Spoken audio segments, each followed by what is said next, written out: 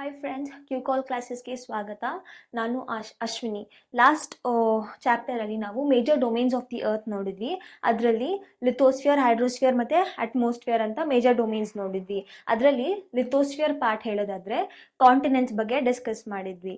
ಈಗ ಈ ಚಾಪ್ಟರ್ ಏನಿದೆಯಲ್ಲ, chapter 6 major land forms of the earth, ಇದು ಕಾಂಟಿನೆಂಟ್ಸ್ಗೆ ರಿಲೇಟೆಡ್ ಆಗಿದೆ.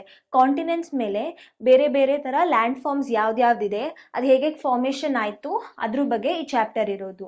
ಓಕೆನಾ? ಏನಾಗ್ತಿದೆ ಅಂದರೆ, ನಮ್ಮ ಅರ್ತ್ ನಮಗೆ ಗೊತ್ತು, ಅದು ರೊಟೇಷನ್ ಮತ್ತು ರೆವಲ್ಯೂಷನ್ ಆಗ್ತಾ ಇದೆ ಆಚೆಯಿಂದ ನೋಡುವಾಗ ಅಂತ. ಅಷ್ಟು ಮಾತ್ರ ಅಲ್ಲದೆ ಅರ್ತ್ ಒಳಗಡೆ within the earth also there is a continuous movement. ಈ ಮೂಮೆಂಟ್ ಹೇಗಾಗ್ತಾ ಇದೆ ಅಂತ ಹೇಳ್ತೀನಿ ನೋಡಿ. ನಮಗೆ ಗೊತ್ತು, ಅರ್ತ್ದು ಇಂಟರ್ನಲ್ ಏನು ಹೇಳಿದೆ, ಇನ್ಸೈಡ್ ಏನಿದೆ ಅಂದರೆ ಅರ್ತ್ ಕ್ರಸ್ಟ್, ಇದು ಮ್ಯಾಂಟಲ್ ಮತ್ತು ಕೋರ್ ಅಂತ ಹೇಳಿದೆ. ಓಕೆನಾ? ಈ ಅರ್ತ್ ಕ್ರಸ್ಟ್ ನಾವು ನೋಡ್ಬೋದು, ನಮಗೆ ಕಾಣಿಸೋ ಭೂಮಿ ಅಂದರೆ ಏನು, ಮೌಂಟೇನ್ಸ್ ಆಗಿರ್ಬೋದು, ಪ್ಲಾಟ್ಯೂಸು, ಬಿಲ್ಡಿಂಗ್ಸು ಅಥವಾ ಓಷನ್ಸ್ ಏನು ಕಾಣಿಸ್ತಾ ಇದೆ ಅದೆಲ್ಲ ಕ್ರಸ್ಟಲ್ಲಿದೆ ಅಂತ. ಈ ಮ್ಯಾಂಟಲ್ ಒಳಗಡೆ ಏನಾಗ್ತಿದೆ, ಓಕೆನಾ, ಈ ಮ್ಯಾಂಟಲ್ಲು ಸೆಮಿ ಸಾಲಿಡ್ ಸ್ಟೇಟಲ್ಲಿ ಇರುತ್ತೆ. ಅಂದರೆ ಸೆಮಿ ಲಿಕ್ವಿಡ್ ಅಂತಾನು ಹೇಳ್ಬೋದು. ಸೆಮಿ ಸಾಲಿಡ್ ಅಂದರೆ ಇದು ಜಾಸ್ತಿ ಫ್ಲೂಯಿಡ್ ಆಗೂ ಇಲ್ಲ, ಜಾಸ್ತಿ ಫುಲ್ ಸಾಲಿಡ್ ಆಗೂ ಇಲ್ಲ.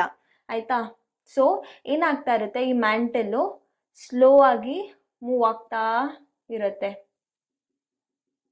ಸೊ ಈ ಮ್ಯಾಂಟಲ್ ಮೂವ್ ಆದಾಗ ತನ್ನ ಜೊತೆ ಬೇರೆ ಬೇರೆ ನಮ್ಮ ಅರ್ತ್ಸ್ನು ಒಳಗಡೆ ಕೂಡ ಸೊ ಮೂಮೆಂಟ್ ಇರುತ್ತೆ. ಸೊ ನಾವಿವಾಗ ಏನು ನಿಂತಿದ್ದೀವೋ ಭೂಮಿ ಒಳಗಡೆ ಅದು ಸ್ಲೋ ಆಗಿ ಮೂವ್ ಆಗ್ತಾ ಇರುತ್ತೆ. ನಾವು ಕೂಡ ಅದ್ರ ಜೊತೆ ಮೂಮೆಂಟಲ್ಲಿ ಇದ್ದೀವಿ, ಬಟ್ ನಮಗೆ ಅದು ಗೊತ್ತಾಗಲ್ಲ. It's because of the gravitation. ಓಕೆನಾ? ಮತ್ತು ಇದು ಕೋರ್ ಅಂತ ಹೇಳಿದೆ. ಸೊ ಈ ಮ್ಯಾಂಟಲ್ ಪಾರ್ಟಲ್ಲಿರೋ ಸೆಮಿ ಸಾಲಿಡ್ ಏನಿದೆ ಅಲ್ವಾ, ಪಾರ್ಟಿಕಲ್ಸ್ ಅಥವಾ ಎಲಿಮೆಂಟ್ ಏನಿದೆ, ಅದು ಈ ಮೂಮೆಂಟ್ಗೆ ರೀಸನ್. ಓಕೆನಾ? ಸೊ ಈ variation in the landform ಯಾಕಾಯಿತು ಅಂತ, ಇದು 2 ರೀಸನ್ಸಿಂದ ಆಗುತ್ತೆ. ಒಂದು ಅರ್ಥಲ್ಲಿ ನಡೆಯೋ ಇಂಟರ್ನಲ್ ಪ್ರಾಸೆಸ್ ಮತ್ತು ಅರ್ತ್ ಮೇಲೆ ನಡೆಯೋ ಎಕ್ಸ್ಟರ್ನಲ್ ಪ್ರಾಸೆಸ್. ಓಕೆನಾ? ಇಂಟರ್ನಲ್ ಪ್ರಾಸೆಸ್ ಏನು ಅಂತ ನೋಡಿ, ಕಂಟಿನ್ಯೂಸ್ ಮೂವ್ಮೆಂಟ್ ಹೇಳಿದ್ದೆ. ಈ ಮ್ಯಾಂಟಲ್ ಪಾರ್ಟು ಕಂಟಿನ್ಯೂಸ್ ಆಗಿ ಮೂವ್ ಆಗ್ತಾ ಇರತ್ತೆ, ಅದರಿಂದ ಮೇಲೆಗಡೆ ಅದ್ರದ್ದು ರಿಯಾಕ್ಷನ್ಸ್ ನಮಗೆ ಕಾಣಿಸ್ತಾ ಇರುತ್ತೆ. ಓಕೆನಾ? Next, it leads to the upliftment and sinking of the earth surface at several places. Okay, ಈ ಮ್ಯಾಂಟಲ್ ಮೂವ್ ಆಗ್ತಾ ಇರುವಾಗ ಏನಾಗುತ್ತೆ, ನಾನು ನಿಮ್ಗೆ ಹೇಳಿದೆ, ನಮ್ಮ ಅರ್ತ್ ಮೇಲೆ ಇರೋ ಕಾಂಟಿನೆಂಟ್ಸ್ ಏನಾಗಿದೆ, ಕಾಂಟಿನೆಂಟ್ಸ್ ಮತ್ತು ಓಷನ್ ಬೇಸಿನ್ಸ್ ಎಲ್ಲ ಪ್ಲೇಟ್ಸ್ ಥರ ಅರೇಂಜ್ ಆಗಿದೆ ಅಂತ. ಏನಾಗುತ್ತೆ ಅಂದರೆ, ಈ ಕೆಳಗಡೆ ಮೂವ್ಮೆಂಟ್ ಆಗೋದ್ರಿಂದ ಈ ಪ್ಲೇಟ್ಸ್ ಏನಾಗುತ್ತೆ, ಈ ಕೆಳಗಡೆ ಸೆಮಿ ಸಾಲಿಡ್ ಜೊತೆ ಅದನ್ನು ತಾನು ಎಳ್ಕೊಂಡು ಹೋಗುವಾಗ ಈ ಪ್ಲೇಟ್ಸ್ ಕೂಡ ಮೂವ್ ಆಗುತ್ತೆ. ಸೊ ಜಸ್ಟ್ ನೋಡಿ, ಈಗ ಇದು 2 ಪ್ಲೇಟ್ಸ್ ಅಂತ ತಿಳ್ಕೊಳ್ಳೋಣ, ಪ್ಲೇಟ್ 1 ಆ್ಯಂಡ್ ಪ್ಲೇಟ್ 2. ಈ ಕೆಳಗಡೆ ಇರೋ ಮೆಟೀರಿಯಲ್ ಏನಾಗುತ್ತೆ, ಈ ಪ್ಲೇಟ್ನ ಈ ಪ್ಲೇಟ್ ಮೇಲೆ ಡ್ರ್ಯಾಗ್ ಮಾಡತ್ತೆ. ಆಯಿತಾ? ಸೊ ಡ್ರ್ಯಾಗ್ ಮಾಡಿದಾಗ ಏನಾಗುತ್ತೆ, ಈ ಪ್ಲೇಟ್ ಮೇಲೆ ಬಂದು ಈ ಪ್ಲೇಟ್ ಈ ಥರ ಒಳಗೋಗುತ್ತೆ. ಸೊ ಆಗೇನಾಗುತ್ತೆ, ಈ ಪ್ಲೇಟು ಅಪ್ಲಿಫ್ಟ್ ಆಗಿಬಿಟ್ಟು ಎರಡು ಕೊಲೈಡ್ ಆದಾಗ ಒಳಗಡೆ ರಿಯಾಕ್ಷನ್ಸ್ ಆಗುತ್ತೆ. ಸೊ ಎರಡು ಹಿಂಗೆ ಕೊಲ್ಯೂಷನ್ ಆದಾಗ ಈ ಥರ ಮೌಂಟೇನ್ ಫಾರ್ಮೇಷನ್ಸ್. ಆಯಿತಾ? ಇದು ಅಪ್ಲಿಫ್ಟ್ಮೆಂಟ್. ಓಕೆನಾ? ಅದೇ ಥರ ನೋಡಿ, ಇದು ಅಪ್ಲಿಫ್ಟ್ ಆಗ್ತಾಯಿದೆ ಮತ್ತು ಇದು ಸಿಂಕ್ ಆಗ್ತಾ ಇದೆ ಇದ್ರೊಳಗಡೆ. ಅರ್ಥ ಆಯ್ತಲ್ಲ? ಇದು ಇಂಟರ್ನಲ್ ಪ್ರಾಸೆಸ್ಸಿಂದ ಆಗೋದು. ಓಕೆನಾ? ಇದಕ್ಕೆಲ್ಲ ಕಾರಣ ಯಾವುದು, ಮ್ಯಾಂಟಲ್ ಮೆಟೀರಿಯಲ್ ಏನಿದೆ ಅದು ಇದಕ್ಕೆ ಕಾರಣ ಆಗ್ತಿದೆ. ಈ ಥರ ಕೊಲೈಡ್ ಆದಾಗ ಎರಡು ಪ್ಲೇಟು, ಈ ಪ್ಲೇಟ್ ಸಿಂಕ್ ಆಗುತ್ತೆ ಮತ್ತು ಇದು ಅಪ್ಲಿಫ್ಟ್ ಆಗುತ್ತೆ. ಅಪ್ಲಿಫ್ಟ್ ಆಗಿ ಈ ಥರ ಈ ಮೆಟೀರಿಯಲ್ಸ್ ಎಲ್ಲ ಕರಗಿ ಮೌಂಟೇನ್ ಫಾರ್ಮೇಷನ್ಸ್. ಓಕೆನಾ? ಇದು ಇಂಟರ್ನಲ್ ಪ್ರಾಸೆಸ್ ಆಯಿತು. ಎಕ್ಸ್ಟರ್ನಲ್ ಪ್ರಾಸೆಸ್ ಹೇಗಾಗ್ತಾ ಇದೆ ನೋಡಿ, continuous wearing down and rebuilding of the land surface ಅಂತ ಹೇಳ್ತಾ ಇದ್ದಾರೆ. ಸಪೋಸ್ ಜಸ್ಟ್ ಇಮ್ಯಾಜಿನ್, ಇಲ್ಲಿ ಒಂದು ಮೌಂಟೇನ್ ಇತ್ತು ಅಂತ ತಿಳ್ಕೊಳ್ಳೋಣ. ಈ ಮೌಂಟೇನ್ ಇತ್ತು ಅಂತ ಹೇಳಿದ್ದು, ಈ ಮೌಂಟೇನ್ ಮೇಲೆ ನಮಗೆ ಗೊತ್ತು ರೇನ್ ಬರ್ತಿರುತ್ತೆ, ರೇನ್. ಆಯಿತಾ? ರೇನು ಮತ್ತು ಇಲ್ಲಿ ರಿವರ್ಸ್ ಫ್ಲೋ ಆಗ್ತಾ ಇರುತ್ತೆ ಮೌಂಟೇನ್ಸಲ್ಲಿ, ಕರೆಕ್ಟ್ ಅಲ್ವಾ? ಮತ್ತು ವಿಂಡ್ ಕೂಡ ಇದ್ರ ಮೇಲೆ ಹಾರ್ತಾ ಇದೆ ಅಂತ ತಿಳ್ಕೊಳ್ಳೋಣ. ವಿಂಡ್ದು ಎಫೆಕ್ಟ್ ಕೂಡ ಇದ್ರ ಮೇಲೆ ಇದೆ. ಈಗ ಏನಾಗ್ತಾ ಇದೆ ನೋಡಿ, ಈ ರೇನ್ ಕಂಟಿನ್ಯೂಸ್ ಆಗಿ ಬೀಳುವಾಗ ಏನಾಗುತ್ತೆ, ಇಲ್ಲಿರೋ ಸಾಯಿಲ್ ಏನಿದೆಯಲ್ಲ, ಸಾಯಿಲ್ ಪಾರ್ಟಿಕಲ್ಸು, ಸಾಯಿಲು ಅಥವಾ ಸ್ಯಾಂಡು ಮತ್ತು ದೊಡ್ಡ ದೊಡ್ಡ ರಾಕ್ಸು ಅಥವಾ ಟ್ರೀಸು ಜಾಸ್ತಿ ಮಳೆ ಆದಾಗ ಏನಾಗುತ್ತೆ, ಈ ಸಾಯಿಲ್ ಎಲ್ಲ ಲೂಸ್ ಆಗಿರುತ್ತೆ. ಓಕೆನಾ? ಲೂಸ್ ಆದಾಗ ಏನಾಗುತ್ತೆ, ಇದೆಲ್ಲ ರೈನ್ ವಾಟರ್ ಜೊತೆ ಹಂಗೆ ಕೆಳಗಡೆ ಫ್ಲೋ ಆಗ್ಬಿಡುತ್ತೆ. ಮತ್ತೆ ರಿವರ್ಸು ಹರಿಯೋವಾಗ, ಈ ಥರ ರಿವರ್ಸ್ ಹರಿಯೋವಾಗ ಸೈಡಲ್ಲಿರೋ ಈ ಮೆಟೀರಿಯಲ್ಸ್ನೆಲ್ಲ ಎರೋಡ್ ಮಾಡ್ತಾ ಹೋಗುತ್ತೆ. ರಿವರ್ ಫ್ಲೋ ಗೊತ್ತಲ್ವಾ? ಈ ಥರ ಎರೋಡ್ ಮಾಡಿ ತನ್ನ ಜೊತೆ ತಾನು ಈ ಎಲಿಮೆಂಟ್ಸ್ನೆಲ್ಲ ಎಳ್ಕೊಂಡು ಹೋಗುತ್ತೆ. ಓಕೆನಾ? ಮತ್ತೆ ವಿಂಡ್, ಈ ಟಾಪ್ ಸಾಯಿಲ್ ಲೂಸ್ ಆಗಿದೆ, ಮಳೆ ಬಂದು ಎಲ್ಲ ಲೂಸ್ ಆಗಿದೆ, ಆಮೇಲೆ ಡ್ರೈ ಆದಮೇಲೆ ಏನಾಗುತ್ತೆ, ಇದೆಲ್ಲ ಸ್ಯಾಂಡ್ ಆಗಿರುತ್ತೆ, ಗ್ರೇವಲ್ಸ್, ಅದನ್ನು ತಾನು ವಿಂಡ್ ಕೂಡ ತನ್ನ ಜೊತೆ ತಾನು ಈ ಥರ ಎಳ್ಕೊಂಡೋಗುತ್ತೆ. ಆಗೇನಾಗತ್ತೆ, ಈ ಥರ ಇರೋ ಮೌಂಟೇನು ಈ ಎರೋಷನ್ ಆದಾಗ ಕಂಟಿನ್ಯೂಸ್ ವೇರಿಂಗ್ ಅಲ್ವಾ? ಸೊ ಎರೋಷನ್ ಆದಾಗ ಈ ಥರ ಹೊಸ ನೋಡಿ, ಈ ಥರ ಇದ್ದಿದ್ದ ಮೌಂಟೇನ್ಸು ಈ ಥರ ಪ್ಲಾಟ್ಯೂ ಥರ ಆಗಿಬಿಡತ್ತೆ. ಈ ಮೇಲೆ ಏನಿದೆ ಎಲ್ಲ ಮೆಟೀರಿಯಲ್ಸು ಅದೆಲ್ಲ ಹೋಗಿ ಹೋಗಿ ಹೋಗಿ ಕರ್ಗಿ ಮೌಂಟೇನ್ಸ್ ಕರ್ಗಿ ಈ ಥರ ಒಂದು ಹೊಸ ಲ್ಯಾಂಡ್ ಫಾರ್ಮ್ ಆಗುತ್ತೆ. ಮತ್ತು ಈ ತೊಗೊಂಡೋಗಿರೋ ಇದನ್ನೆಲ್ಲ ಏನು ಮಾಡತ್ತೆ, ಈ ಸಿಲ್ಟ್ನ ಮತ್ತು ಸೆಡಿಮೆಂಟೇಷನ್ಸ್ನ ಪುನಃ ಈ ಥರ ಡಂಪ್ ಮಾಡಿ ಅಲ್ಲೊಂದು ಹೊಸ ಲ್ಯಾಂಡ್ ಫಾರ್ಮ್ ಕ್ರಿಯೇಟ್ ಆಗಿರುತ್ತೆ. ಅರ್ಥ ಆಯ್ತು ಅಲ್ವಾ? ಎಕ್ಸ್ಟರ್ನಲ್ ಪ್ರಾಸೆಸ್ ಯಾವುದು? Continuous wearing down and rebuilding of land surface.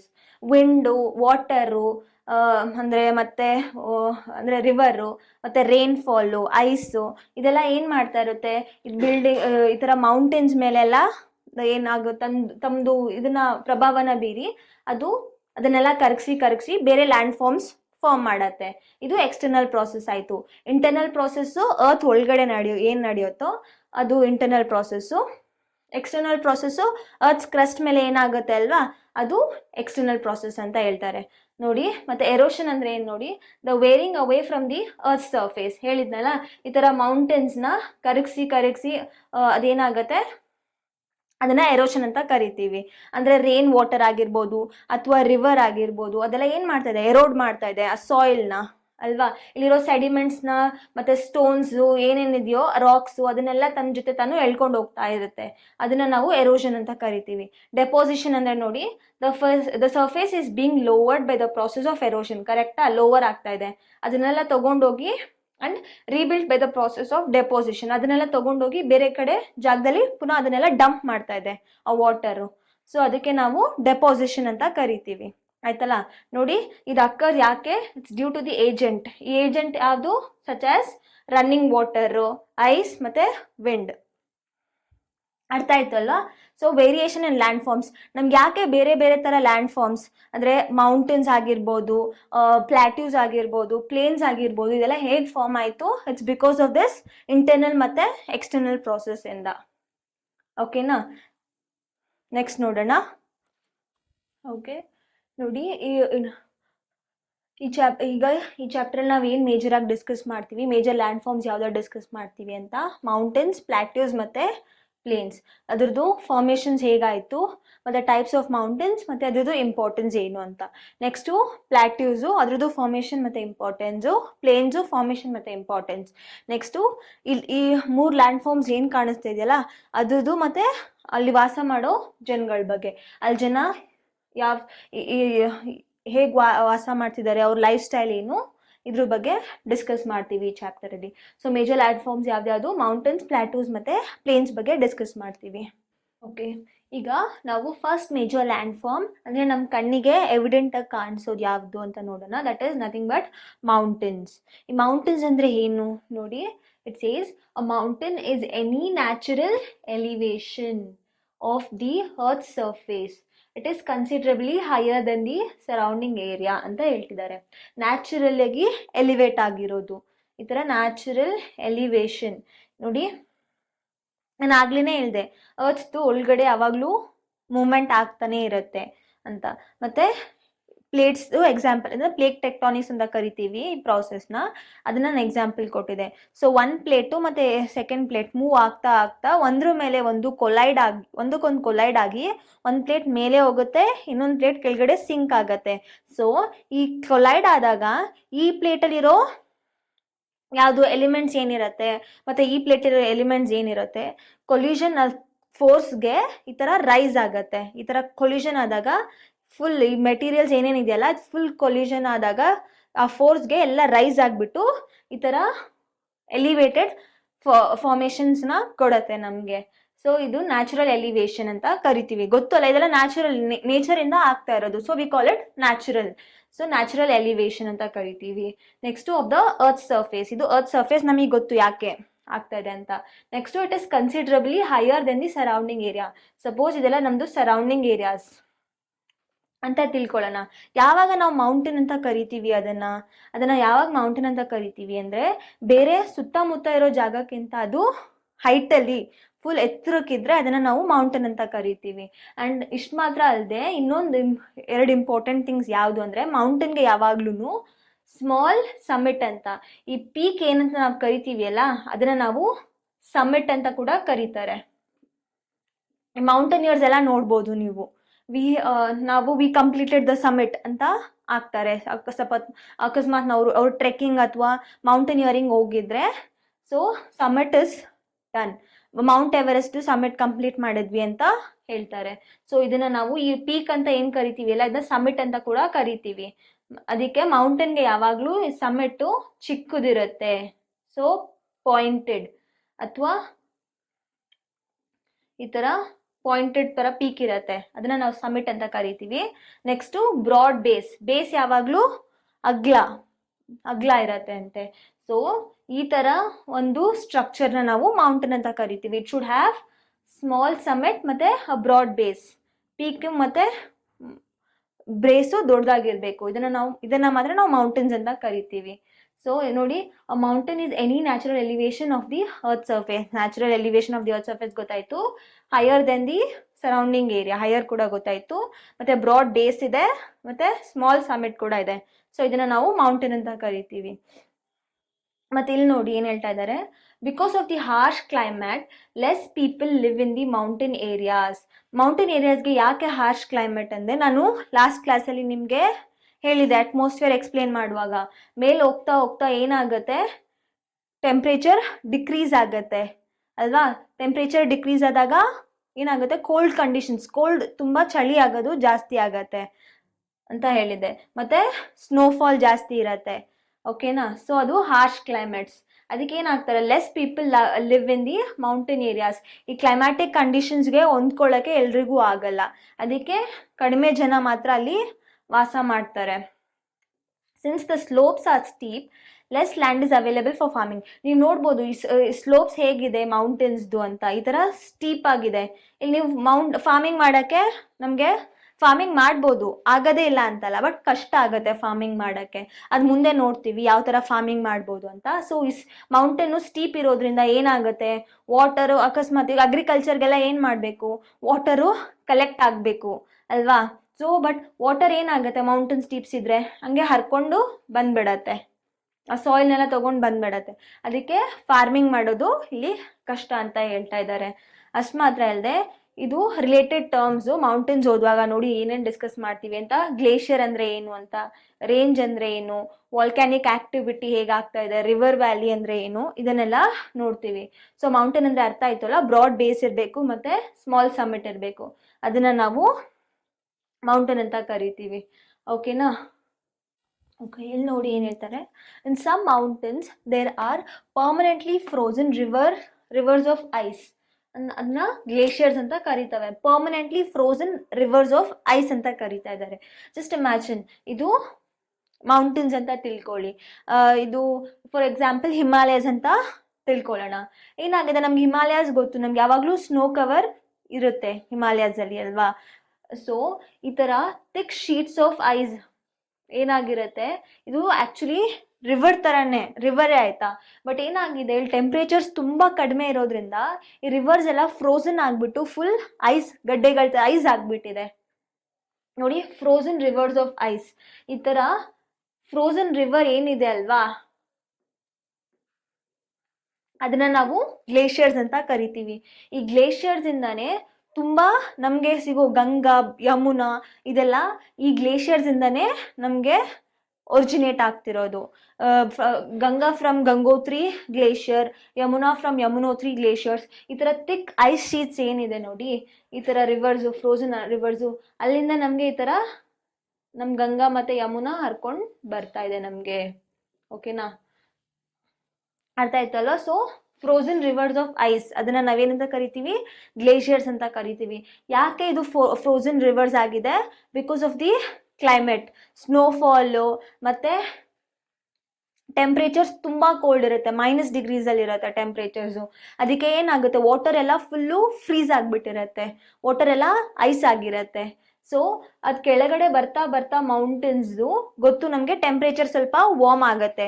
Warm ಆದಾಗ ಈ ಐಸ್ ಏನು ಕರ್ಗಿ ಅದು ಈ ಥರ ರಿವರ್ಸ್ ಆಗಿ ಫಾರ್ಮ್ ಆಗಿ ನಮಗೆ ಬರ್ತಾ ಇದೆ.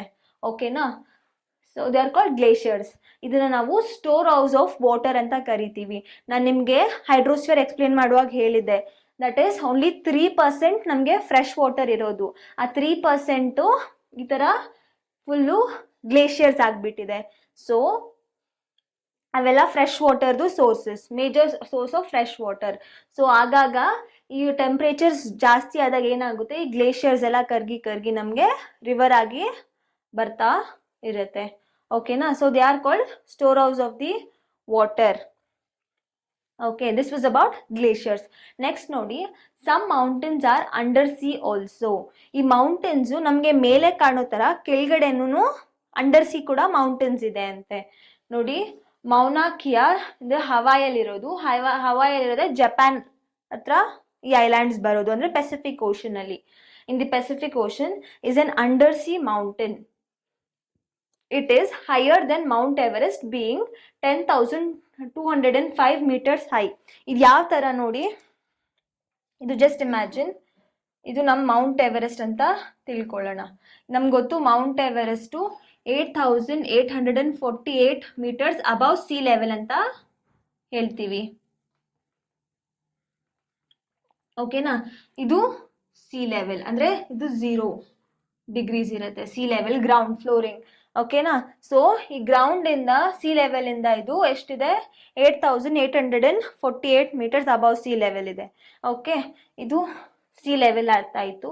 ಸೊ ಈ ಸಿ ಲೆವೆಲ್ ಹಂಗೆ ಹೋಗ್ತಾ ಹೋಗ್ತಾ ಏನಾಗಿದೆ, ಓಷನ್ ಬೇಸಿನ್ ಸಿಕ್ತು ನಮಗೆ. ಈಗ ಓಷನ್ ಬೇಸಿನ್ ಅಂತ ತಿಳ್ಕೊಳ್ಳೋಣ.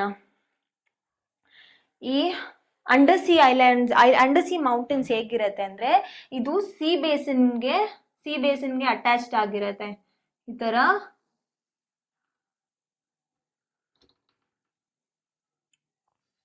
ಅದ್ರದ್ದು ಬೇಸ್ ಎಲ್ಲಿರುತ್ತೆ, ಫುಲ್ಲು ಓಷನ್ ಒಳಗಡೆ ಇರುತ್ತೆ, ಓಷನ್ ಬೆಡ್ಗೆ ಅಟ್ಯಾಚ್ಡ್ ಆಗಿರುತ್ತೆ. ಸೊ ಈ ಮೌನಾ ಕಿಯಾ ಏನಿದೆ ಅಲ್ವಾ, ಇದು ಈ ಲೆವೆಲಿಂದ 10,205 ಮೀಟರ್ಸ್ ಅಲ್ಲಿದೆ ಅಂತ, ಅಂದರೆ ಓಷನ್ ಬೇಸಿನಿಂದ. ಓಕೆನಾ? 5 ಮೀಟರ್ಸ್. ಅಕಸ್ಮಾತು ಇದೇನಾದರೂ ಓಷನ್ ಬೇಸಿನಿಂದನೇ ಇಷ್ಟು ಎತ್ತರವಾಗಿದೆ, ಇದೇನಾದರೂ ಈ ಮೌನಾ ಕಿಯಾ ಏನಾದರೂ ಲ್ಯಾಂಡ್ ಮೇಲೆ ಇದ್ದಿದ್ರೆ, ಸಿ ಲೆವೆಲ್ಗೆ ಕರೆಕ್ಟಾಗಿ ಇದ್ದಿದ್ರೆ, ಆಗ ನಿಮಗೆ ಗೊತ್ತಾಗ್ಬೋದು ಇದು ಹೈಯೆಸ್ಟ್ ಪೀಕ್ ಆಗ್ತಾ ಇತ್ತು, ನಾಟ್ ದಿ ಮೌಂಟ್ ಎವರೆಸ್ಟ್. ಈಗ ನಮಗೆ ಹೈಯೆಸ್ಟ್ ಪೀಕ್ ಯಾವುದು, Mount Everest.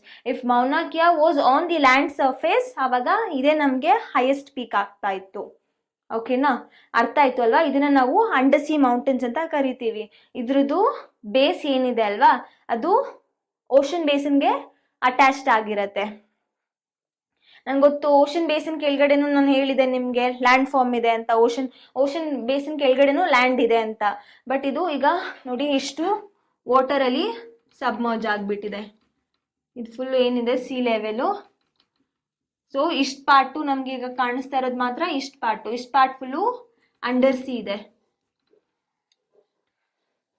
This is Mauna Kea. ಇದನ್ನು ನಾವು ಅಂಡರ್ ಸಿ ಮೌಂಟೇನ್ ಅಂತ ಕರಿತೀವಿ. ಓಕೆ, ಇದೆಲ್ಲಿರೋದು, ಪೆಸಿಫಿಕ್ ಓಷನ್ ಅಲ್ಲಿರೋದು. ಇದೇ ಥರ ಬೇರೆ ಬೇರೆ ಮೌಂಟೇನ್ಸು, ಅಂಡರ್ ಸಿ ಮೌಂಟೇನ್ಸ್ ಕೂಡ ನಾವು ನೋಡೋಕ್ಕೆ ಸಿಗತ್ತೆ. ಸೊ ಆಗ ಇದೇನು ಅಕಸ್ಮಾತ್ ಇದು ಮೇಲೆ ಇದ್ದಿದ್ರೆ ಮೌಂಟ್ ಎವರೆಸ್ಟ್ಗಿಂತ ತುಂಬ ಹೈಟಲ್ಲಿ ಇರ್ತಾ ಇತ್ತು. ನೋಡಿ, ನೆಕ್ಸ್ಟ್ ಮೌಂಟೇನ್ ರೇಂಜ್ ಅಂದರೆ ಏನು ಅಂತ. Mountains arranged in a line is known as mountain range. ಅಂದರೆ ಚೈನ್ ಆಫ್ ಮೌಂಟೇನ್ ಅಥವಾ ಸೀರೀಸ್ ಆಫ್ ಮೆನಿ ಮೌಂಟೇನ್ಸ್ನ ನಾವು ಮೌಂಟೇನ್ ರೇಂಜ್ ಅಂತ ಕರಿತೀವಿ. ನೋಡಿ, ಯಾವ್ದಾದ್ರು example, Himalayan range, Alps, Andes. ಯಾವ ಥರ ಗೊತ್ತಾ, ಈ ಥರ ತುಂಬ ಮೌಂಟೇನ್ಸು,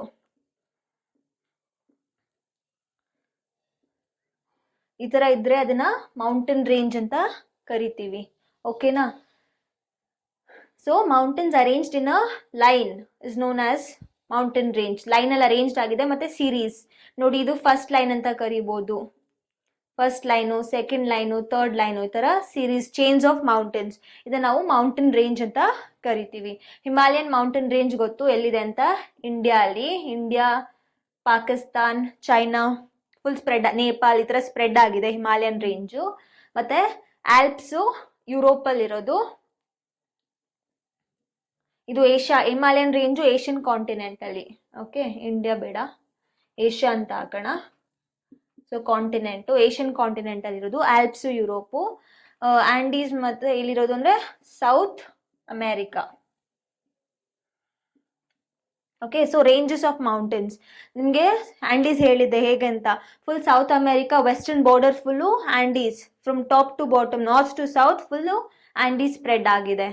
ಯುರೋಪಲ್ಲಿ ಆಲ್ಪ್ಸು, ಫ್ರಾನ್ಸು, ಮತ್ತು ಈ ಕಡೆ ಇಟಲಿ, ಜರ್ಮನಿ, ಈ ಕಡೆ ಸ್ಪ್ರೆಡ್ ಆಗಿದೆ. ಹಿಮಾಲಯನ್ ರೇಂಜು ಏಷ್ಯಾ, ಅಂದರೆ ತುಂಬ ಕಂಟ್ರೀಸ್ ಇದೆ. ಇಂಡಿಯಾ ಈ ಸೈಡು, ಪಾಕಿಸ್ತಾನು, ಚೈನಾ, ನೇಪಾಳು, ಈ ಥರ ಫುಲ್ ಸ್ಪ್ರೆಡ್ ಆಗಿದೆ. ಓಕೆನಾ? ಇದನ್ನ ನಾವು ಮೌಂಟೇನ್ ರೇಂಜ್ ಅಂತ ಕರಿತೀವಿ. ಅದನ್ನ ನಿಮಗೆ ತೋರಿಸ್ತೀನಿ ಹೇಗೆ ಕಾಣಿಸುತ್ತೆ ಅಂತ. ನೋಡಿ, ಇದು ಕಲರ್ಫುಲ್ ಆಗಿ ಏನು ಕಾಣಿಸ್ತಿದೆ ಅಲ್ವಾ, ಅದನ್ನೇ ಮೌಂಟೇನ್ ರೇಂಜ್ ಅಂತ ಕರಿತೀವಿ ನಾವು. ಇದು ಹಿಮಾಲಯನ್ ಮೌಂಟೇನ್ ರೇಂಜ್. ನೆಕ್ಸ್ಟ್ ನೀವು ನೋಡ್ಬೋದು, ಇದು ಆಂಡೀಸು. ಈ ಫುಲ್ಲು ಏನು ಕಾಣಿಸ್ತಾ ಇದೆ, ಬ್ರೌನ್ ಕಲರ್ ಫುಲ್ ಏನು ಕಾಣಿಸ್ತಾ ಇದೆ ನಿಮಗೆ, ಅದು ಆಂಡೀಸು. ನೋಡಿ, ನಾರ್ತ್ ಟು ಸೌತ್ ಫುಲ್ ಹೇಗೆ ಸ್ಪ್ರೆಡ್ ಆಗಿದೆ ಅಂತ.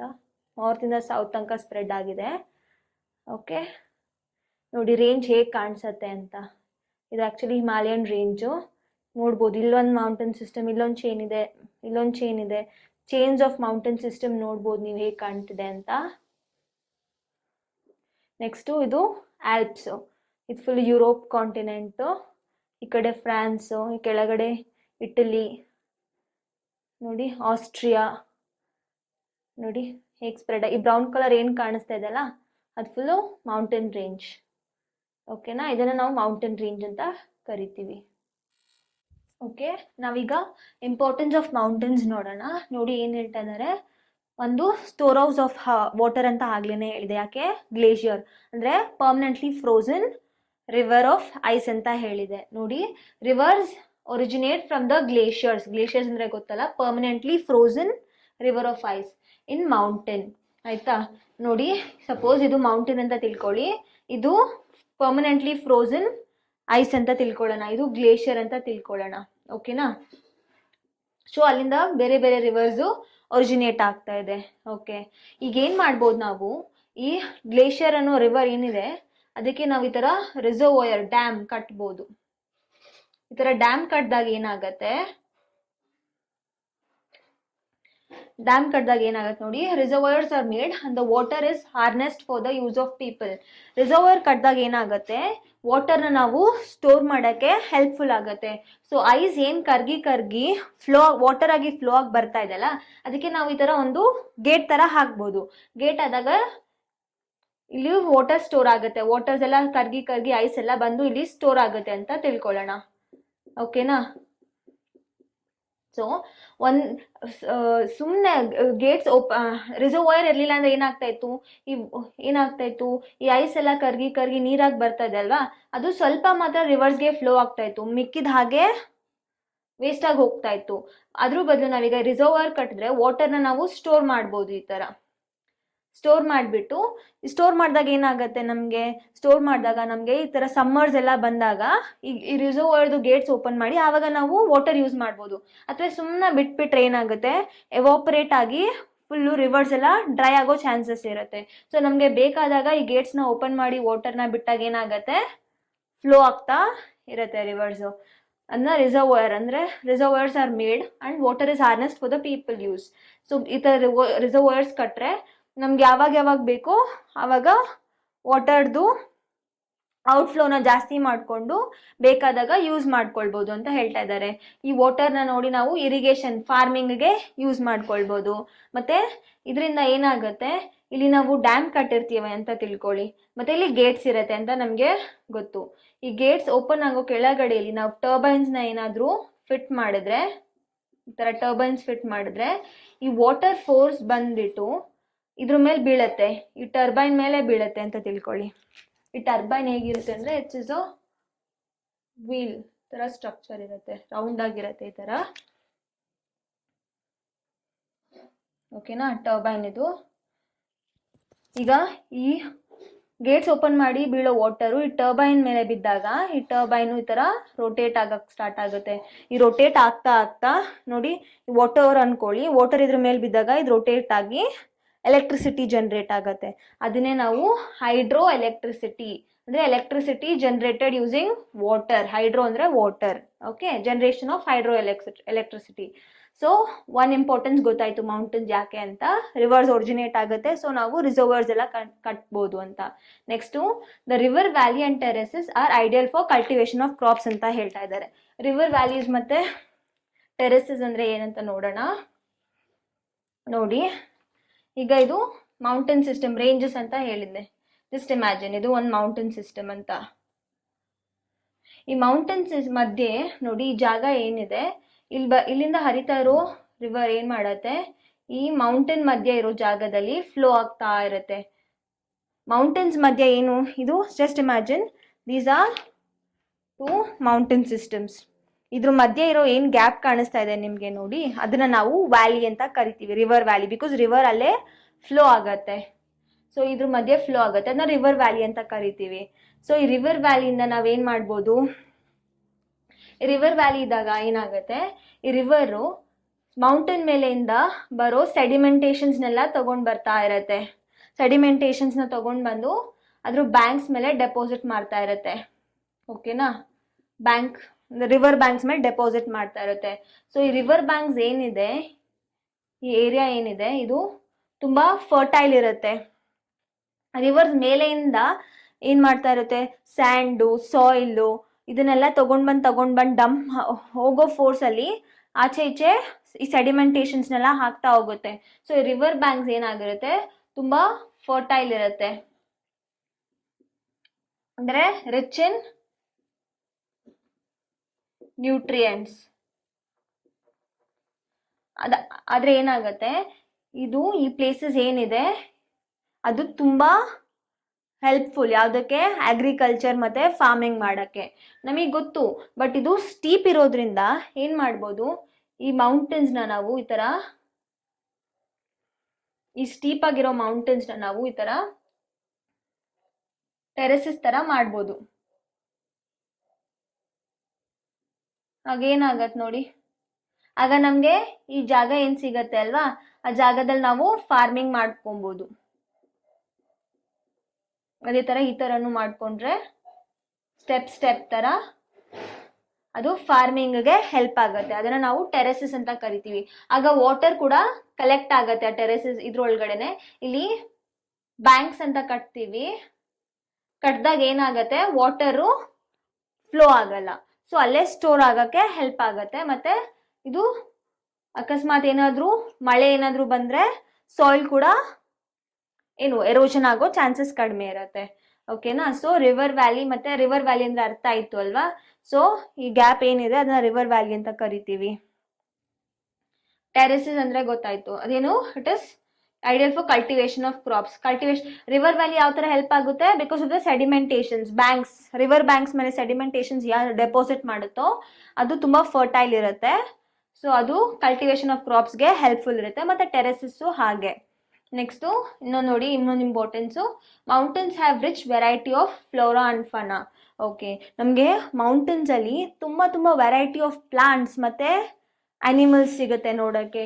ಈ ಫ್ಲೋರಾ ಏನಿದೆ ಅಲ್ವಾ, ತುಂಬ ಮೆಡಿಸಿನಲ್ ಇಂಪಾರ್ಟೆನ್ಸ್ ಇರುತ್ತೆ. ಮತ್ತು ಪೈನು, ರೋಸ್ ವುಡ್ಡು, ಓಕು, ಈ ಥರ ಡಿಫ್ರೆಂಟ್ ಮತ್ತು ಕಾಸ್ಟ್ಲಿ ವೆರೈಟೀಸ್ ಆಫ್ ವುಡ್ ಸಿಗತ್ತೆ, ಮೆಡಿಸಿನಲ್ ಪ್ಲ್ಯಾಂಟ್ಸ್ ಸಿಗುತ್ತೆ. ಇದೆಲ್ಲ ತುಂಬ ಸೈಂಟಿಫಿಕ್ಲಿ ಇಂಪಾರ್ಟೆಂಟ್ ಆಗಿರುತ್ತೆ. ಮತ್ತು ಫೋನಾ ಅಂದರೆ ಏನು, ನಿಮಗೆ ಅನಿಮಲ್ಸ್ ಏನಿದೆ ಅಲ್ವಾ, ಈ ಶೀಪ್ ಮತ್ತು ಯಾಕ್, ಇದ್ರದ್ದು ಹುಲ್ಲೆಲ್ಲ ನಾವೇನು ಮಾಡ್ತೀವಿ, ನಮಗೆ ಸ್ವೆಟರ್ಸ್ಗೆಲ್ಲ ತುಂಬ ಹೆಲ್ಪ್ಫುಲ್ ಆಗುತ್ತೆ. ಓಕೆನಾ, ಸೊ ಈ ಥರ ವೆರೈಟೀಸ್ ಆಫ್ ಪ್ಲಾಂಟ್ಸ್ ಮತ್ತು ಆ್ಯನಿಮಲ್ಸ್ ಇದೆ ಮೌಂಟೇನ್ಸ್ ಮೇಲೆ. ಓಕೆ, ಇದು ಇಷ್ಟು ಇಂಪಾರ್ಟೆನ್ಸ್ ಆಫ್ ಮೌಂಟೇನ್ಸ್ ಆಗಿತ್ತು. ಇನ್ನೂ ಇಂಪಾರ್ಟೆನ್ಸ್ ಇದೆ, ನೋಡೋಣ. ಅರ್ಥ ಆಯಿತು ಅಲ್ವಾ ಯಾಕೆ ಮೌಂಟೇನ್ಸ್ ಇಂಪಾರ್ಟೆಂಟ್ ಆಗುತ್ತೆ ಅಂತ? ಓಕೆ, ನೋಡಿ, next we get a variety of products such as fuel, fodder, shelter and other products like gum, raisins etcetera from mountains and forest over there ಅಂತ ಹೇಳ್ತಾ ಇದ್ದಾರೆ. ನೋಡಿ, ಎಷ್ಟೆಷ್ಟು ಬೇರೆ ಬೇರೆ ಥರ ಪ್ರಾಡಕ್ಟ್ಸ್ ಸಿಗ್ತದೆ ನಮಗೆ. ಈ ಫ್ಯೂಲ್ ಅಂದರೆ ಏನು? ಈ ರಿವರ್ ಎಲ್ಲ ತನ್ನ ಸೆಡಿಮೆಂಟ್ಸ್ ತಂದಿರುತ್ತಲ್ಲ, ಅದನ್ನೆಲ್ಲ ಒಂದು ಕಡೆ ಡಂಪ್ ಮಾಡಿರುತ್ತೆ, ಅದೆಲ್ಲ ಡಿಕಂಪೋಸ್ ಆಗಿ ನಮಗೆ ಫ್ಯೂಲ್ ಆಗುತ್ತೆ.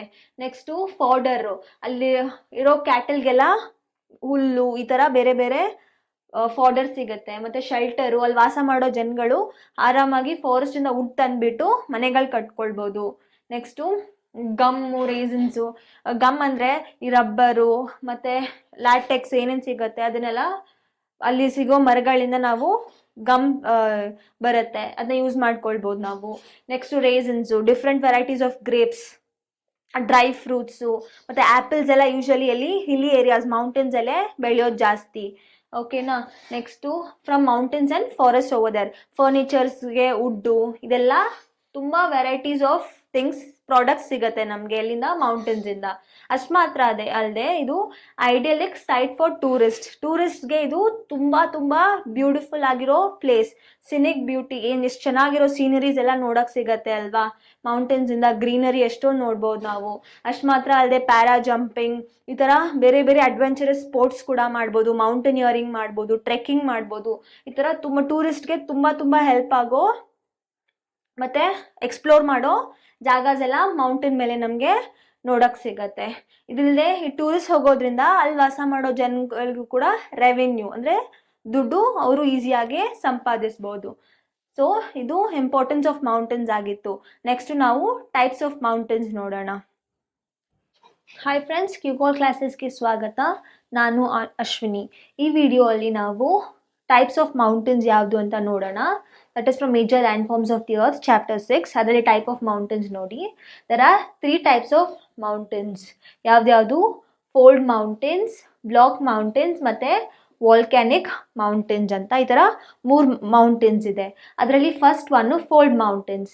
ಫೋಲ್ಡ್ ಮೌಂಟೇನ್ಸ್ ಹೇಗಾಗ್ತದೆ ನೋಡಿ. It is form due to the folding of the earth's crust ಅಂತ ಹೇಳ್ತಾ ಇದ್ದಾರೆ. ಅರ್ತ್ಸ್ ಕ್ರಸ್ಟು ಈ ಥರ ಇರೋದು, ಈ ಥರ ಫೋಲ್ಡ್ ಆದಾಗ ಏನಾಗುತ್ತೆ, ನಮಗೆ ಮೌಂಟೇನ್ಸ್ ಕ್ರಿಯೇಟ್ ಆಗ್ತಾ ಇದೆ.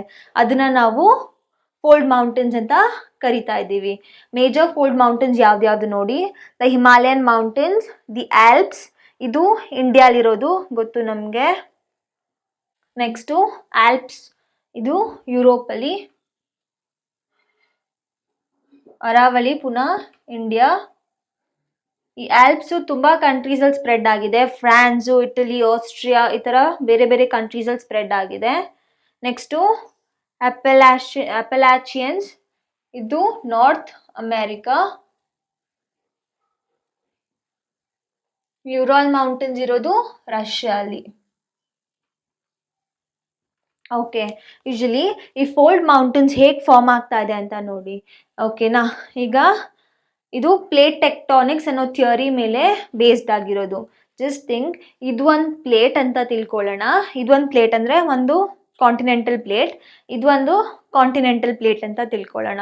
ಈ ಕಾಂಟಿನೆಂಟಲ್ ಪ್ಲೇಟ್ ಈ ಥರ ಇರೋದು ಒಂದಕ್ಕೊಂದು ಹತ್ತಿರ ಬರ್ತಾ ಬರ್ತಾ ಆ ಬರೋ ಫೋರ್ಸಲ್ಲಿ ಕೊಲೈಡ್ ಆಗುತ್ತೆ. ಆ ಕೊಲ್ಯೂಷನ್ ಆಗೋ ಫೋರ್ಸಲ್ಲಿ ಅದೇನಾಗುತ್ತೆ, ಎರಡೂ ಇಲ್ಲಿರೋ ಮೆಟೀರಿಯಲ್ಸು ಮತ್ತು ಇಲ್ಲಿರೋ ಮೆಟೀರಿಯಲ್ಸು ಹಾಗೆ ಈ ಥರ ಒಂದು ಏನಾಗುತ್ತೆ, ಗುಡ್ಡೆ ಥರ ಫಾರ್ಮ್ ಆಗಿ ಮೌಂಟೇನ್ಸ್ ಫಾರ್ಮ್ ಆಗುತ್ತೆ ನೋಡಿ. ಈ ಒಂದು ಪ್ಲೇಟು ಇಲ್ಲಿ ಕೊಲೈಡ್ ಆಗಿದ ತಕ್ಷಣ ಈ ಮೆಟೀರಿಯಲ್ಸ್ ಏನಿದೆ ಅಲ್ವಾ, ಈ ಮೆಟೀರಿಯಲ್ಸು ಅದು ಈ ಥರ ಒಂದೇ ಸಲ ಅಷ್ಟು ಫೋರ್ಸಲ್ಲಿ ಕೊಲ್ಯೂಷನ್ ನಡೀತಾ ಇರುತ್ತೆ. ಆ ಬರೋ ಫೋರ್ಸ್ಗೆ, ಬಿಕಾಸ್ ಅದು ಪ್ಲೇಟ್ಸ್ ಅಷ್ಟು ಹೆವಿ ಮತ್ತು ಡೆನ್ಸರ್ ಇರುತ್ತೆ. ಸೊ ಎಲ್ಲ ಒಟ್ಟಿಗೆ ಆ ಪ್ರೆಷರು, ಡೆನ್ಸಿಟಿ ಮತ್ತು ಬರೋದ್ರಿಂದ ಏನಾಗುತ್ತೆ, ಈ ಪ್ಲೇಟ್ಸು ಕೊಲೈಡ್ ಆದಾಗ ಮೆಟೀರಿಯಲ್ಸ್ ಏನಿರುತ್ತೆ ಅಲ್ವಾ, ಅದು ಹಂಗೆ ಮೇಲೆ ಹೋಗಿ ಈ ಥರ ಮೌಂಟೇನ್ಸ್ ಆಗಿ ಫಾರ್ಮ್ ಆಗುತ್ತೆ. ನೋಡ್ಬೋದು ನೀವು ಇಲ್ಲಿರೋ ಮೆಟೀರಿಯಲ್ಸ್ ಎಲ್ಲ, ಆರೋ ಮಾರ್ಕ್ ನೋಡಿ ಹೇಗೆ ಕಾಣ್ತಾ ಇದೆ ಅಂತ. ಈ ಮೆಟೀರಿಯಲ್ಸ್ ಎಲ್ಲ ಹಾಗೆ ಎಲಿವೇಶನ್ ಥರ ಫಾರ್ಮ್ ಆಗತ್ತೆ. ಅದನ್ನೇ ನಾವು ಫೋಲ್ಡ್ ಮೌಂಟೇನ್ಸ್ ಅಂತ ಕರಿತೀವಿ. ಈ ಥರ ಮೌಂಟೇನ್ಸ್. ಇನ್ನು ನಮ್ಮ ಹಿಮಾಲಯಾಸ್ ಏನಿದೆ ಅಲ್ವಾ, ಅದನ್ನು ನಾವು ಯಂಗ್ ಫೋಲ್ಡ್ ಮೌಂಟೇನ್ಸ್ ಅಂತ ಕರಿತೀವಿ. ಬಿಕಾಸ್ ಅದು ತುಂಬ ಬೇರೆ ಮೌಂಟೇನ್ಸ್ಗೆ ಕಂಪೇರ್ ಮಾಡಿದ್ರೆ ಅದು ಈಗೀಗ ತಾನೇ ಇನ್ನು ಫಾರ್ಮೇಷನ್ ಆಗಿರೋ ಮೌಂಟೇನ್ಸ್, ಅದಿನ್ನೂ ಫಾರ್ಮೇಷನಲ್ಲಿ ಇದೆ. ನಾವು ಅದನ್ನು ಹಿಮಾಲಯಾಸ್ಗೆ ಹೋದರೆ ನೋಡ್ಬೋದು, ಎವಿಡೆಂಟಾಗಿ ಕಾಣಿಸತ್ತೆ ನಮಗೆ. ಸೊ ಈ ಥರ ಈ ಪ್ಲೇಟ್ ಟೆಕ್ಟಾನಿಕ್ಸ್, ಈ ಪ್ಲೇಟ್ ಆ್ಯಕ್ಟಿವಿಟೀಸ್ ಇದೆಯಲ್ಲ, ಅದು ಇನ್ನು ನಡೀತಾನೆ ಇದೆ ಅಲ್ಲಿ. ಓಕೆನಾ. ಇದು ಹಿಮಾಲಯನ್ ಮೌಂಟೇನ್ಸ್ ಹೇಗೆ ಫಾರ್ಮ್ ಆಗಿದೆ. ನಾನು ಹಿಮಾಲಯನ್ ಮೌಂಟೇನ್ಸ್ ಬಗ್ಗೆ ಯಾಕೆ ಹೇಳ್ತಾ ಇದ್ದೀನಿ ಅಂದರೆ, because it is related to our country ಅಲ್ವಾ. ಸೊ ನಮ್ಮದು ಇಂಡಿಯನ್ ಪ್ಲೇಟ್ ಏನಿದೆ, ಇಂಡಿಯನ್ ಪ್ಲೇಟ್ ಮತ್ತು ಈ ಯುರೇಷಿಯನ್ ಪ್ಲೇಟ್ ಎರಡೂ ಕೊಲೈಡ್ ಆದಾಗ ನಮ್ಮ ಇಂಡಿಯನ್ ಪ್ಲೇಟ್ ಹೆಸರು ಗೋಂಡ್ವಾನಾ ಲ್ಯಾಂಡ್ ಅಂತ ಕರಿತಾ ಇದ್ರು. ಈ ನಮ್ದು ಇಂಡಿಯನ್ ಪ್ಲೇಟು ಮತ್ತು ಯುರೇಷಿಯನ್ ಪ್ಲೇಟು ಕೊಲೈಡ್ ಆದಾಗ ಹಿಮಾಲಯಾಸ್ ಫಾರ್ಮ್ ಆಗಿದ್ದು. ಓಕೆನಾ. ಅದೇ ಥರ ಅರಾವಳೀಸ್, ಇದು ಇಂಡಿಯಾ ರಾಜಸ್ಥಾನಲ್ಲಿದೆ. ಓಕೆ. ಸೊ ಈ ಪ್ಲೇಟ್ಸು ಕೊಲ್ಯೂಷನ್ ಆಗೋ ಫೋರ್ಸ್ಗೆ ಅಲ್ಲಿರೋ ಮೆಟೀರಿಯಲ್ಸ್ ಎಲ್ಲ ಒಂದೇ ಸಲ ಮೇಲೆ ಹೋಗಿ ಗುಡ್ಡೆ ಥರ ಫಾರ್ಮ್ ಆಗತ್ತೆ, ಮೌಂಟೇನ್ಸ್ ಫಾರ್ಮ್ ಆಗತ್ತೆ. ಓಕೆ. ಇದನ್ನು ನಾವು ಫೋಲ್ಡ್ ಮೌಂಟೇನ್ಸ್ ಅಂತ ಕರಿತೀವಿ. ನೆಕ್ಸ್ಟು ಬ್ಲಾಕ್ ಮೌಂಟೇನ್ಸ್ ನೋಡೋಣ, ಅದ್ರ ಫಾರ್ಮೇಷನ್ ಹೇಗಾಯಿತು ಅಂತ. ನೆಕ್ಸ್ಟ್ ನೋಡಿ, ಬ್ಲಾಕ್ ಮೌಂಟೇನ್ಸ್ ಹೇಗೆ ಫಾರ್ಮ್ ಆಗ್ತದೆ ಅಂತ ನೋಡೋಣ, ಮತ್ತು ಬ್ಲಾಕ್ ಮೌಂಟೇನ್ಸ್ ಏನು ಅಂತ ನೋಡೋಣ. Block mountains created when large area are broken and displaced vertically ಅಂತ ಕೇಳ್ತಾ ಇದ್ದಾರೆ. ಈ ಮೌಂಟೇನ್ಸ್ ಹೇಗೆ ಕ್ರಿಯೇಟ್ ಆಗುತ್ತೆ, ಒಂದು ಲಾರ್ಜ್ ಏರಿಯಾ ಇದೆ ಅಂತ ತಿಳ್ಕೊಳ್ಳೋಣ, ಅದು ಬ್ರೇಕ್ ಆಗ್ತಿರತ್ತೆ ಮತ್ತು displace vertically up and down ಆಗಿರುತ್ತೆ ಅಂತ ಹೇಳ್ತಾ ಇದ್ದಾರೆ. ಓಕೆನಾ. ಜಸ್ಟ್ ಇಮ್ಯಾಜಿನ್, ಇದೊಂದು ಲಾರ್ಜ್ ಪೀಸ್ ಆಫ್ ಏರಿಯಾ ಅಂತ ತಿಳ್ಕೊಳ್ಳಿ. ಈಗೇನಾಗತ್ತೆ, ಆಗಲೇ ನಾನು ಹೇಳಿದೆ, ಕೊಲಿಷನ್ ಆದಾಗ ನಮಗೆ ಈ ಥರ ಆಗಿ ಮೌಂಟೇನ್ಸ್ ಫಾರ್ಮ್ ಆಗುತ್ತೆ. ಅದೇ ಥರ ಪ್ಲೇಟ್ಸು ಒಂದಕ್ಕೊಂದು ಎಳಿತಾ ಇದ್ರೆ ದೂರ ಏನಾಗುತ್ತೆ, ಆಗ ನೋಡಿ ಹಿಂಗೆ ಎಳಿಯೋವಾಗ ಒಬ್ವಿಯಸ್ಲಿ ಕ್ರ್ಯಾಕ್ಸ್ ಕ್ರಿಯೇಟ್ ಆಗುತ್ತೆ. ಆ ಕ್ರ್ಯಾಕ್ಸ್ ಕ್ರಿಯೇಟ್ ಆಗಿ ಮತ್ತೆ ಪುನಃ ಜಾಸ್ತಿ ಫೋರ್ಸಿಂದ ಎಳೆಯೋವಾಗ ಏನಾಗುತ್ತೆ, ಒಂದಕ್ಕೊಂದು ಸಂಬಂಧ ಇಲ್ಲದ ಥರ ಈ ಥರ ಆಗಿಬಿಡತ್ತೆ. ಒಂದು ಪ್ಲೇಟು ಮೇಲೆ ಹೋಗುತ್ತೆ, ಇನ್ನೊಂದು ಪ್ಲೇಟ್ ಕೆಳಗಡೆ ಹೋಗುತ್ತೆ, ಮೇಲೆ ಹೋಗುತ್ತೆ, ಕೆಳಗಡೆ ಬರುತ್ತೆ. ಈ ಥರ ಬ್ಲಾಕ್ ಮೌಂಟೇನ್ಸ್ ಫಾರ್ಮ್ ಆಗೋದು. ಸೊ ವೆನ್ ಪ್ಲೇಟ್ಸ್ ಡ್ರಿಫ್ಟ್ ಅವೇ ನಮಗೆ ಬ್ಲಾಕ್ ಮೌಂಟೇನ್ಸ್ ಸಿಗುತ್ತೆ. ಸೊ ಈ ನೋಡಿ, ಈ ಬ್ರೇಕ್ಗೆ ಏನು ಕಾರಣ ಅಂದರೆ ಆ ಪ್ಲೇಟ್ಸ್ ಡ್ರಿಫ್ಟಿಂಗ್ ಅವೇ, ಆ ಫೋರ್ಸು ಆಚೆ ಆಪೋಸಿಟ್ ಸೈಡ್ ಆ್ಯಕ್ಟ್ ಮಾಡೋದರಿಂದ ನಮಗೆ ಬ್ರೇಕ್ಸ್ ಕಾಣಿಸತ್ತೆ. ಈ ಥರ ಜೋಡಿಸಿರೋದನ್ನು ನಾವು ಈ ಥರ ದೂರ ದೂರ ಎಳೆಯೋವಾಗ ಈ ಥರ ಬ್ರೇಕ್ಸ್ ಆಗುತ್ತೆ. ಬ್ರೇಕ್ಸ್ ಆದಾಗ ಏನಾಗುತ್ತೆ ನೋಡಿ, ಈ ಥರ ಅಟ್ಯಾಚ್ಡ್ ಆಗಿರೋದು ಬ್ರೇಕ್ ಆದಾಗ ಏನಾಗುತ್ತೆ, ಇಲ್ಲಿರೋ ಜಾಗ ಕೆಳಗಡೆ ಹೊಟ್ಟೋಗ್ಬಿಡತ್ತೆ. ಓಕೆನಾ. ಫುಲ್ ಅಟ್ಯಾಚ್ಡ್ ಆಗಿರೋದು ಬ್ರೇಕ್ಸ್ ಆಗಿ ಈ ಥರ ಕೊಲಿಷನ್ ಆಗಿ ಈ ಥರ ನಮಗೆ ಬ್ಲಾಕ್ ಮೌಂಟೇನ್ಸ್ ಸಿಗತ್ತೆ. ಎಕ್ಸಾಂಪಲ್ಸ್ ಆಫ್ ನೋಡಿ, ಮತ್ತು ಈ ಅಪ್ಲಿಫ್ಟೆಡ್ ಪಾರ್ಟ್ ಏನಿದೆಯಲ್ಲ ಅದನ್ನು ನಾವು ಏನು ಕರಿತೀವಿ, ಹಾರ್ಸ್ಟ್ಸ್ ಅಂತ ಕರಿತೀವಿ, ಹಾರ್ಸ್ಟ್ಸ್. ಮತ್ತು ಡೌನ್ ಹೋಗಿರೋ ಬ್ಲಾಕ್ಸ್ನ ನಾವು ಗ್ರೇಬೆನ್ ಅಂತ ಕರಿತೀವಿ. ಓಕೆನಾ. ಇದಕ್ಕೆ ಎಕ್ಸಾಂಪಲು ರೈನ್ ವ್ಯಾಲಿ ಮತ್ತು ವಾಸ್ಗೆಸ್ ಮೌಂಟೇನ್ಸ್, ಇವೆರಡು ಯುರೋಪಲ್ಲಿರೋದು.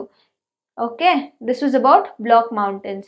ಸೊ ಡ್ರಿಫ್ಟಿಂಗ್ ಅವೇ, ಕೊಲಿಷನ್ ಆದಾಗ ಈ ಥರ ಬಂದು ಮೌಂಟೇನ್ಸ್ ಫಾರ್ಮ್ ಆಗುತ್ತೆ. ಮತ್ತು ಡ್ರಿಫ್ಟ್ ಆಗೋವಾಗೂ ಕೂಡ ಒಂದು ಪಾರ್ಟು ಕೆಳಗಡೆ ಹೋಗುತ್ತೆ ಮತ್ತು ಇನ್ನೊಂದು ಪಾರ್ಟ್ ಮೇಲೇ ಉಳ್ಕೊಳ್ಳುತ್ತೆ. ಸೊ ಈ ಮೇಲೆ ಇರೋ ಪಾರ್ಟ್ ಏನು ಮಾಡುತ್ತೆ, ಈಗ ಮೌಂಟೇನ್ಸ್ ನೋಡಿ, ಈ ಥರ ಬ್ಲಾಕ್ಸ್ ಥರ ಮೌಂಟೇನ್ಸ್ ಕ್ರಿಯೇಟ್ ಆಗುತ್ತೆ. ಅಟ್ಯಾಚ್ಡ್ ಆಗಿರೋನೆಲ್ಲ ಕೆಳಗಡೆ ಹೋಗ್ಬಿಡತ್ತೆ ಅಲ್ವಾ. ಸೊ ಈ ಮಿಕ್ಕಿರೋ ಪಾರ್ಟು ಮೌಂಟೇನ್ಸ್ ಆಗಿ ಕ್ರಿಯೇಟ್ ಆಗುತ್ತೆ. ಅದನ್ನೇ ನಾವು ಬ್ಲಾಕ್ ಮೌಂಟೇನ್ಸ್ ಅಂತ ಕರಿತೀವಿ. Okay. This was about block mountains. Next volcanic mountains ನೋಡೋಣ ಹೇಗೆ ಫಾರ್ಮ್ ಆಗುತ್ತೆ ಅಂತ. ಓಕೆ.